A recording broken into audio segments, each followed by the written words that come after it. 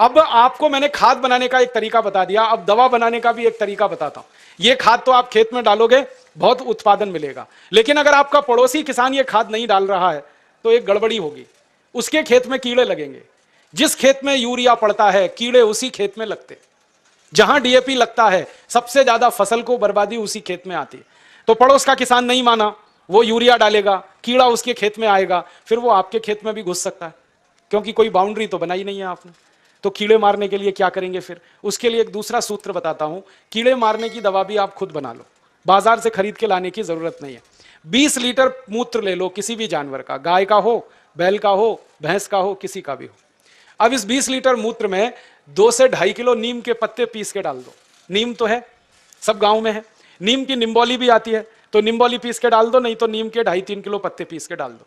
फिर एक सीताफल का पेड़ होता है, देखा है, उसके पत्ते पीस के डाल दो 2-2.5 किलो। फिर एक पेड़ होता है, उसको आकड़ा कहते हैं, कहीं कहीं आक कहते हैं, कहीं आकड़ा कहते हैं, उसको अकौआ भी कहते हैं, तो उसका 2.5-3 किलो पत्ता पीस के डाल दो।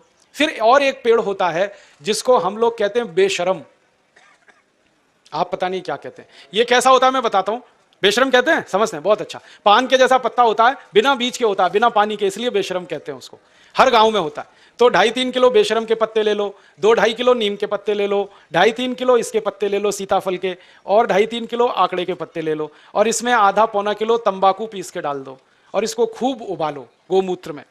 उबालते समय इसमें एक काम और कर सकते हैं, आधा किलो लहसुन पीस के डाल दो, आधा किलो खूब तीखी मिर्च पीस के डाल दो, और उबाल के इसको ठंडा कर लो। ठंडा करके इसको छान लो।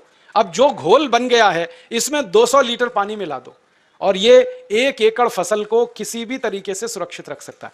और इसको स्प्रे कर दो खेत में, तैयार हो गई। अब इस दवा को जब छिड़कना है तब छिड़क लो, बना के रखना है तो बना के रख लो। 1-1 साल 2-2 साल ये दवा खराब नहीं होती, क्योंकि इसमें कोई भी ऐसी चीज नहीं है जिसकी एक्सपायरी डेट हो। तो कीटनाशक दवा बना लिया और खाद बना लिया। और अब तीसरा एक काम और कर लेना कि बीज जब खेत में डालते हैं तो बीज को खेत में डालने से पहले संस्कारित कर लेना। और संस्कारित कैसे करना? मान लो बीज लगाना है हमको गेहूं का, तो गेहूं का बीज लेना, पहले बीज बोने से 2 दिन पहले उसको 1 किलो गोबर, 1 लीटर मूत्र और 100 ग्राम चूना, चूना आप समझते हो, कलई चूना, 100 ग्राम कलई चूना, 1 किलो गोबर, 1 लीटर मूत्र, ये तीनों को मिला लो। कलई चूना को मिलाने का तरीका है कि पहले उसको पानी में डालो, खूब पानी को वो गर्म कर देगा, फिर ठंडा हो जाए तब उसको गोबर और मूत्र में मिला लो। मिला के ये घोल में गेहूं का बीज डाल दो और रात में डाल दो, सवेरे उस बीज को निकाल लो, निकाल के उस बीज को छांव में सुखा दो, और छांव में जब बीज सूख जाए फिर उसको खेत में लगाओ। तो इस बीज पर कभी भी कीड़ा नहीं आता, कोई कीट नहीं लगता, इतना बड़ा इंतजाम पहले ही हो जाता है, तो खर्चा बच गया और उत्पादन ज्यादा आता है।